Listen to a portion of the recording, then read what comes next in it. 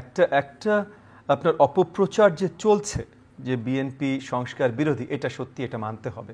অপপ্রচার কে করছে এটা এক্স্যাক্টলি ঘটিয়ে দেখার বিষয়, তবে এই অপপ্রচারটা চলছে।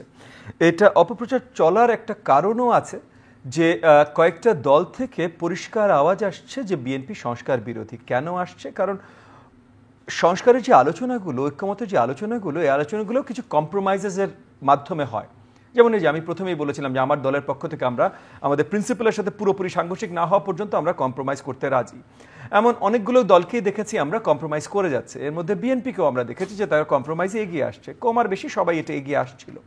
কিন্তু একটা পর্যায়ে যে কয়েকটা দল এরকম একটা পজিশন নিল, স্পেশালি এই যে নতুন একটা দল আছে, তাদের সাথেও আরও কিছু দল আছে সম্পৃক্ত এই মুহূর্তে, তারা এমন একটা পজিশন নিল যে তাদের সাথে পুরোপুরি একমত না হলে আপনি সংস্কার বিরোধী।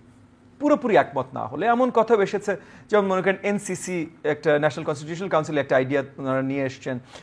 এমন কথাও এসেছে যে একটা দলের প্রধান এই কথা বলেছে যে এনসিসি যে সাপোর্ট করে না সে ফ্যাসিবাদ বাংলাদেশে পুনরায় আবার আনতে চায়। মানে এই ধরনের কথাগুলো অত্যন্ত দুঃখজনক, কারণ অনেক সংযত কারণ আছে যার জন্য এনসিসি আমাদের কাছে মনে হয় কার্যকরী না। এটার বিপরীতে অন্য প্রপোজালও আমরা দিয়েছি, বাট পয়েন্টটা যেটা আমি এস্টাবলিশ করতে চেষ্টা করছি যে কিছু দলের আওয়াজটা এইভাবে এসেছে যে তাদের সাথে পুরোপুরি একমত যদি আপনি না হন তাহলে আপনি সংস্কার বিরোধী।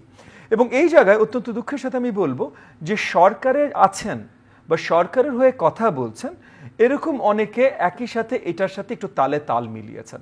এটাও দুঃখজনক, কারণ সরকারি পজিশনে আপনি যখন থাকবেন তখন আপনার কমপ্লিট আনবায়াস থাকতে হবে। আপনি আমাকে পছন্দ করতে পারেন, আপনি নূরকে পছন্দ করতে পারেন, আপনি অন্য কোনো দলকে পছন্দ করতে পারেন, আপনি বিএনপিকেও পছন্দ করতে পারেন, কিন্তু আপনার জায়গা থেকে এগুলো কোনো বায়াসড আলোচনা একেবারেই মানানসই না। আসলে শুধু মানানসই না, এর থেকে আরও শক্ত অনেক শব্দ ব্যবহার করা যেতে পারে, আমি এই মুহূর্তে করতে চাচ্ছি না। সো ওই জায়গা থেকে একটা আলোচনা আসে যে তখন যদি কেউ এই মিসইনফরমেশনটা ছড়াতে চায় বা ইচ্ছাকৃতভাবে ডিসইনফরমেশন প্রচার করতে চায়, তাহলে এটা আরো সহজতর হয়ে যায়, কারণ সরকার পক্ষ থেকে এটার বাতাস দেওয়া হচ্ছে।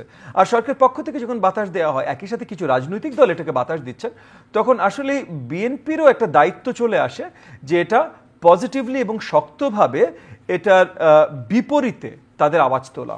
তো সেই আওয়াজ তোলার প্রথম একটা পদক্ষেপ আজকে আমরা দেখলাম যে বিএনপির মহাসচিব মহোদয় জনাব ফখরুল ইসলাম আলমগীর সাহেব এটা নিয়ে একটা প্রেস কনফারেন্স করেছেন। আমার মনে হয় তাদের পক্ষ থেকে এর থেকে আরো অনেক বেশি করা দরকার, এর থেকে আরো অনেক বেশি আলোচনায় আনা দরকার যে কোন জিনিসগুলোতে তারা কম্প্রোমাইজ করতে রাজি ছিলেন বা রাজি আছেন, কারণ এখনো তো ঐকমত্য কমিশনের আলোচনা শেষ হয় নাই। সো কোন জিনিসগুলোতে রাজি আছেন এবং কোন কোন ভাবে তারা দেখেন আমরা একটা আরো বৃহত্তর, কারণ এগেন সনদ কিন্তু ঐক্যমত যতটুকু হবে ততটুকুই, কিন্তু এই ঐক্যমতটাই আরো বৃহত্তর তো করা যেতে পারে। সো আরো কিভাবে বৃহত্তর করা যেতে পারে এবং কারা কারা কোন কোন জায়গায় আটকে আছে, এইটা আমার মনে হয় আরো বড়ভাবে প্রচার করাটা গুরুত্বপূর্ণ। কারণ এখন প্রচারটা খুব একতরফা হচ্ছে। আজকে প্রথম একটা প্রচার দেখেছি অন্য তরফ থেকে। এই দুই তরফের প্রচারই আমরা দেখি, তারপর জনগণ ডিসাইড করুক কারা রিফর্ম চায়, কারা রিফর্ম চায় না, কারা নমনীয়, কারা শক্ত। জনগণ কিভাবে ডিসাইড করবে?